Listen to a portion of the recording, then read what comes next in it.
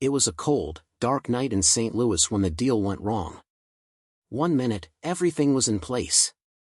The money, the muscle, the city at their feet. The next, chaos erupted in the streets as a single gunshot set off a chain of events that would unravel everything the Mafia had spent decades building. But this wasn't just another turf war. This was the end of an empire. One that had infiltrated every corner of the city, from the neon-lit alleyways of downtown to the posh offices of the city's political elite. The Mafia wasn't just a crime syndicate. It was St. Louis, and St. Louis was its kingdom. But the cracks had already started to show, and what came next was nothing short of a catastrophe. Before we dive deep into the heart of the story, how the Mafia came to dominate this American city, and what ultimately led to their self-destruction, don't forget to subscribe to my channel for more untold stories of power, betrayal, and downfall. You don't want to miss what happens next. St. Louis in the early 1900s was a city caught in the midst of change.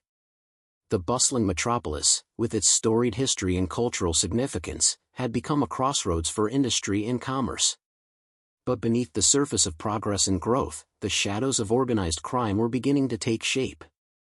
And at the heart of this dark transformation was one name, the Moretti family.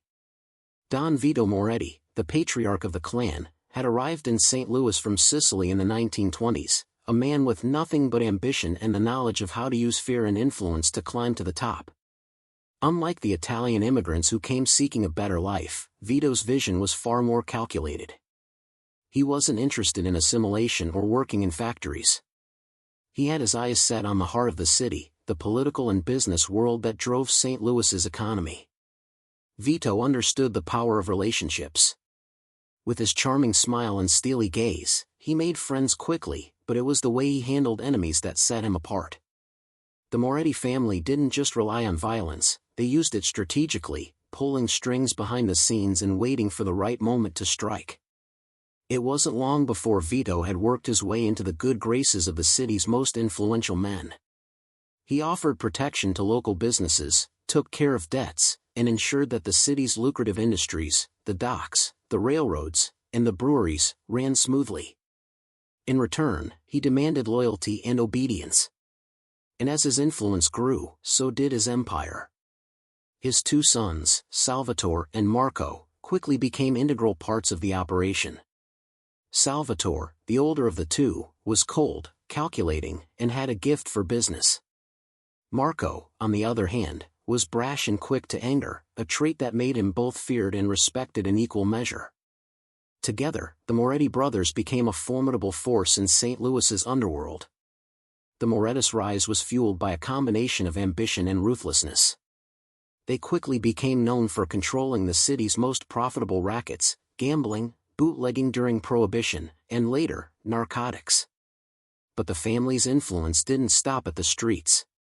They had men in the unions, men in the police, and even men in City Hall. It was during the 1930s, as Prohibition came into full swing, that the Morettis solidified their dominance. The Moretti brothers orchestrated one of the most lucrative bootlegging operations in the country. They managed to smuggle whiskey and rum from Canada and the Caribbean, funneling it into St. Louis's speakeasies and private clubs. To the public, the Morettis were just wealthy businessmen. But to those in the know, they were the shadow rulers of the city. By the 1950s, the Moretti family had expanded its control. They had diversified their criminal empire, becoming involved in everything from labor racketeering to illegal gambling operations. They even had a stake in the city's real estate market, acquiring entire blocks of rundown properties, which they flipped for massive profits. The Morettis' influence reached the highest echelons of St. Louis's society. They had cozy relationships with local politicians who were more than willing to look the other way in exchange for cash or favors. The family had become a symbol of power, an entity so ingrained in the fabric of St. Louis that most people didn't even question its presence. Salvatore, now the family head after Vito's death, was a man of calculated decisions. He ran the business with an iron fist, rarely showing emotion, always thinking several steps ahead. But Marco, ever the hothead, often acted on impulse. His unpredictable nature made him a force to be reckoned with. It was Marco's bold decisions that often took the Morettis to the brink of disaster. Despite the tension between the brothers, the family thrived. They had a near monopoly on the illegal gambling circuit, running numbers, poker games, and horse racing bets throughout the city. But they were also heavily involved in the legitimate economy, owning bars, restaurants, and nightclubs that provided front-end revenue for their more illicit operations. For a while, it seemed like the Moretti family was unstoppable. They controlled the flow of money and information in St. Louis, and no one dared challenge them. But that level of control breeds enemies, and as the family expanded its reach, they began to attract the attention of rival factions, not only from other cities but from within their own ranks. The cracks began to show in the 1960s. As the city changed, so did the dynamics of the Mafia's influence. The younger generation of St. Louis, more idealistic and less accepting of the old ways, started to challenge the status quo. Politicians were no longer willing to turn a blind eye to the Morettis' influence. Law enforcement, though corrupt, was beginning to wake up to the growing problem. Tensions within the family also started to boil over. Marco, once the wild card who lived for the thrill of power, began to make reckless moves that put the entire operation at risk. Salvatore, ever the calculating leader, could no longer ignore the danger his brother represented. The first signs of a rift within the Moretti family appeared when Marco made an unauthorized deal with a rival crime syndicate from Chicago, a deal that went sour, leading to the murder of a key Moretti associate.